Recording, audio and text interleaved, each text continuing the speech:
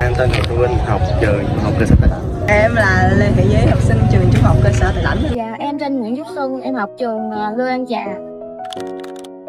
Em cảm thấy bình thường, không có gì quá nổi bật lên. Đầu tiên là em thấy xong thi môn đầu tiên là thoải mái. Em cảm thấy hồi hộp không? 6 điểm. 7 trên 7. Trên 7 cũng có 6. Em khó nhất là chắc phần viết, nghị luận, văn học. Dạ lo lắng hả? Lo lắng thì chỉ sợ phần đọc hiểu không chọn điểm. Em có cảm thấy lo lắng về cái phần viết về nghị luận văn học. Dạ rồi, em chuẩn bị thôi nè. Em chuẩn bị kiến thức từ mấy tuần trước rồi, cho nên là cứ chiều nay vô là thi rồi.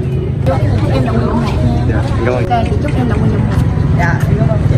Thì chúc em là sẽ đậu nguyện vọng 1 nha.